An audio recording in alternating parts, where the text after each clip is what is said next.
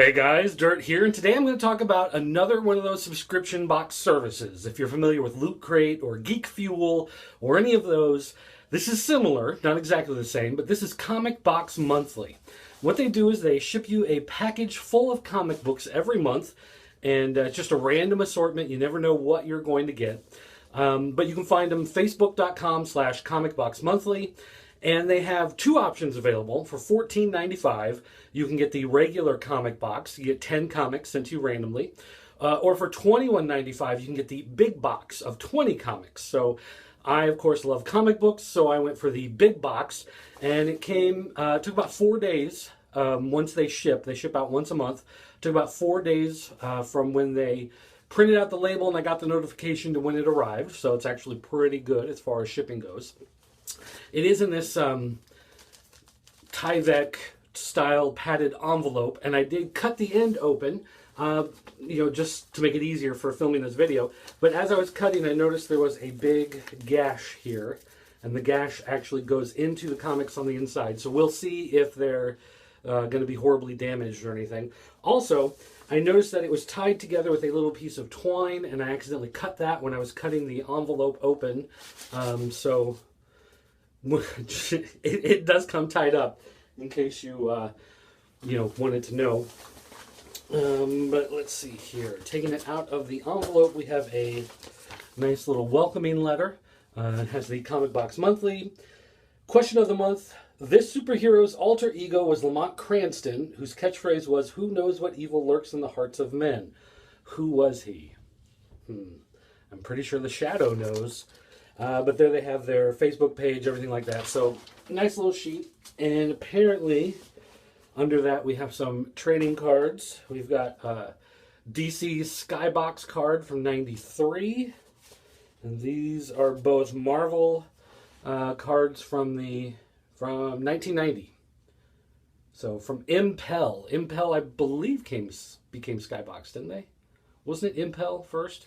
And they did, like, the G.I. Joe cards and stuff. Anyway, there's that. So now, here's the bundle. And as you can see in the brown paper here that's covering it, there's that gash that I saw from the outside. And it looks like it's going into a comic backer board there. So hopefully no real damage, though, to the actual comics inside. And here's my bundle. So big bundle of comics. You can see a backer board on both sides. And I can see that some of the comics on the inside are bagged, and it looks like one or two may be bagged and boarded, but most of them appear to just be loose comics. So let's take a look here. The first one that we have is a Stormwatch Zero. This is one of those books, I can tell you right now, I've seen this book a million times. If you go into Dollar General or Five Below or any one of those discount type stores and you see the comics that are like 3 comics in a bag, classic comic, explosion, whatever, and you buy one of those bundles, this is in there quite a lot. So that is very familiar. We've got, Justice League of America, 49. This is from the Keith Giffen run, when it was funnier, 91. Actually, I probably bought this off the stands when it came out. Justice League Europe, 44. And actually, I can tell you right now, I did buy this when this was on the shelf. This is from that same era. This is 1992. I have this somewhere deep within the bowels of my collection. What do we have? Oh, we've got Dark Horse Terminator number 3. I believe this is from that first Terminator series that Dark Horse did. Yep. John Arcudi writer, Chris Warner penciler. This is number 3. This was actually a big deal when it came out. It doesn't stand the test of time today. It's been retconned a number of times. But it was really fun and exciting when it came out. So that's kind of nice. But that's also what I bought when it came out. Let's see here. Punisher Final Days, number 58. I actually just bought this recently. I was going through dollar boxes at a local Comic-Con.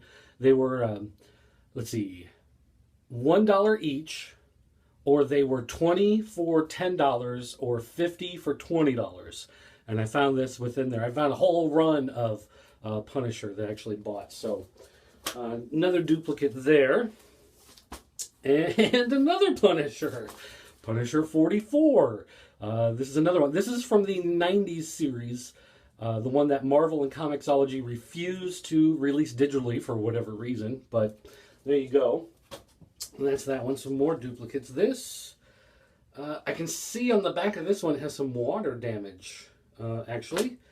And this is New Ultimates issue 4. And if I can catch it just right in the light, you can kind of see here and here, there's some water damage on the cover. I'm assuming that's water. I don't know that, to be honest, but I'll tell you, this will go right in the trash because I don't know what those liquids are on the cover, and I don't really want to find out. And here's another one I can see has some water damage. And this is Ultimate Thor #1. But again, there's some water damage across the top, and I can see some, I don't know if it's going to show up on camera, but the back is all wrinkled and water damaged as well. So that's another one for the trash. Mr. Miracle 18 from 1990. Okay, that's cool. Again, from that time period of comics where I was buying a lot of them. I didn't buy Mr. Miracle when it came out. I remember buying some of the back issues one time or another, but that's cool. Marvel Weapon X Kane. Huh. So this one from the late 90s, I'm guessing, part of that glut of Marvel when they filed for bankruptcy. It's also in terrible shape. I don't know if the camera picks up, but the spine is all broken on it. The corner is kind of dented up here. I mean, look, I know I'm getting a box of random stuff. I don't expect them to all be great and wonderful. But this one is actually in worse shape than I expected. That's kind of like off the rack. Bad shape for a comic. We got Terminator #2. Okay, so this is from that same Dark Horse series. Another issue from that run. So, okay, that's fair. It's all right. We got something in a bag here. This is Stormwatch 4. Another one of those overly printed, overly distributed books from the mid-90s. Maybe late 90s, actually. No, this is mid-90s, Brett Booth. This is another one of those that you're going to find all over those 3 for 1 or 3 in a pack shrink wrap bags from Dollar General or Five Below or one of those discount type stores. So, again, nothing special there. That's a warehouse find. I'm sure there are pallets of those still sitting somewhere. Excalibur 23. Again, from the early 90s era when they printed way too many comic books. And again, this is one I remember buying when it came out, when I was working at Metropolis Comics and Games in Springfield, Illinois. You can't look them up. They changed names, different owner, moved, whatever, so they don't exist anymore as Metropolis Comics. But yay, there's that. And another Excalibur. Wait, all right. So that was 23, and this is 24. So another part of the Cross Time Caper. Another one I remember buying when it came out in the day. And Excalibur 27. So again, from that same time period. So far, everything I've hit has been early to mid-90s. So that probably gives you an idea. A lot of these are probably bulk warehouse buys. They're just buying leftover stock, maybe from stores that have gone out of business or whatnot. But there's that. Let's see, we have an X Factor 79, again, from the mid-90s. So X Factor 79, again, from that overhyped, overprinted era, 1992, I'm guessing. Yeah, 30th anniversary Spider-Man in the corner, so 1992. Nothing special there. And another X Factor 78. Again, from that same time period. 30th anniversary of the Incredible Hulk. So, early 90s. All right, this is different. Eclipse Comics. Zenon. In partnership with Viz. Viz, you know, prints a lot of manga nowadays.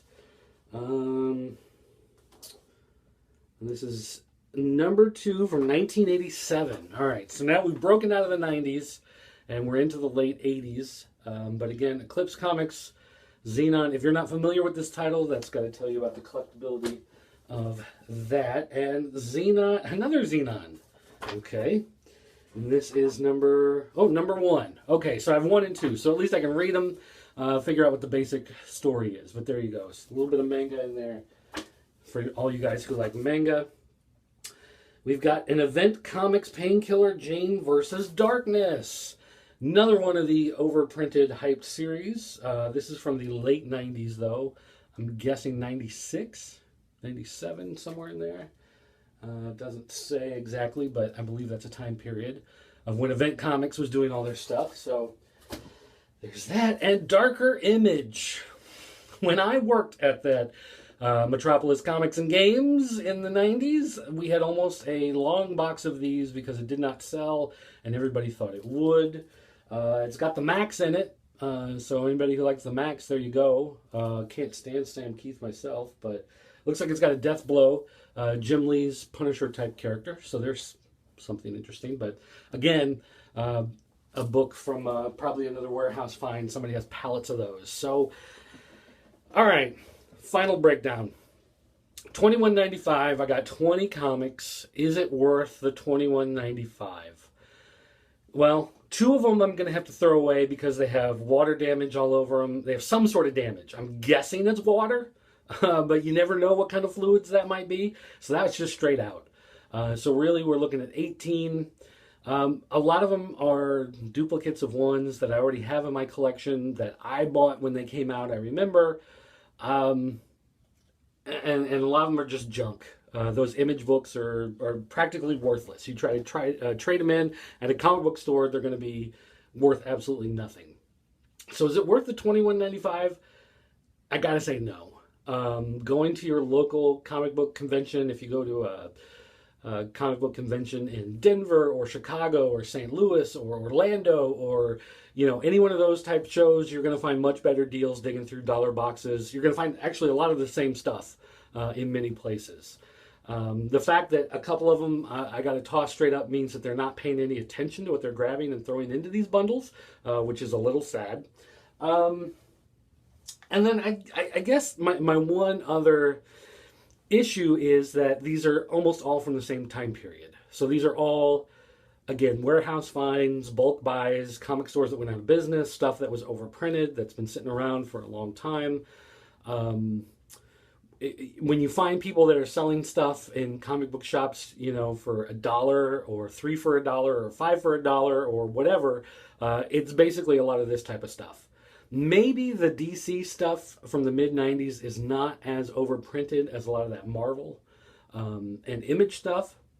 And actually maybe the Punisher books, they might be a little higher collectability, but not quite as high as anything else you're going to find. There's no good like West Coast Avengers or stuff that fits that weird niche that you just don't see anymore nowadays. So overall, for $21.95, it's not worth it. For the sake of doing these videos, I might do it one more month just to see if I get anything substantially different.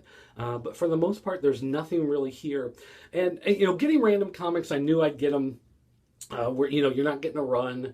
You're not going to get a lot of stuff that you're going to sit down and read an entire storyline or anything like that. So I kind of knew that going into it. So that aspect of it, I just toss out the window. That's part of just collecting and getting that random assortment of stuff. But 2 of them I'm tossing.